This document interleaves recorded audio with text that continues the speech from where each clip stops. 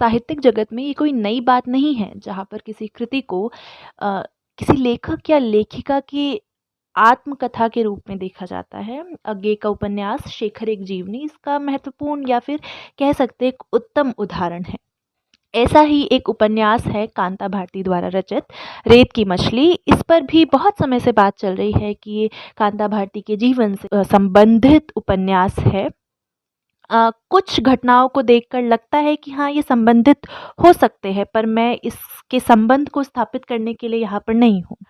कहानी कुंतल और शोभन आगे लेकर चल जाते हैं, जिसमें कुंतल मेरे ख़्याल से बहुत महत्वपूर्ण भूमिका निभाती है और कुंतल के नज़रिए से ही पूरी कहानी रची गई है। शुरुआत के कुछ पृष्ठों में हमें कुंतल की एक उक्ति मिलती है, जिसमें कुंतल कहती है कि किसी चीज़ को रंगना कितना आसान होता है, लेकिन रंग चढ़ जाए तो क्या आसानी से उतरता है।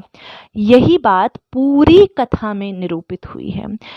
मतलब किसी इंसान पे कौन सी चीज़ इतनी हावी है कि वो एक ऐसे संबंध से नहीं निकल पा रहा है जो उसको प्रताड़ित ही कर रही है। चाहे वो मानसिक रूप से हो, शारीरिक रूप से हो, हर तरह से कुंतल को प्रताड़ित किया जा रहा है उसके वैवाहिक संबंध में।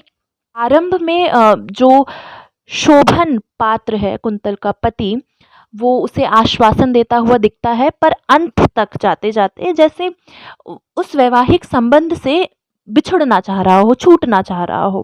कथा में जो घिनौना कह सकते हैं, शोभन मीनल के शरीर में लिप्त उससे लिपटे हुए थे और ऐसा कई बार होता है। मीनल कौन है वो आपको पढ़ते हुए पता चलेगा, और उसके साथ शोभन के संबंध, शोभन और कुंतल के संबंध किस तरीके से गढ़मढ़ है, ये भी आपको पढ़ते हुए पता चलेगा और बहुत अजीब सी बेचैनी होगी पढ़ते पढ़ते। कुंतल ने अपने संसार को फूल बगिया कहा है और उसमें मीनल जंगली लतर की तरह फैलती जाती है। अंत तक वो अपने आप को पीड़ित ही दिखाते हैं, जो कि वो असल में नहीं है।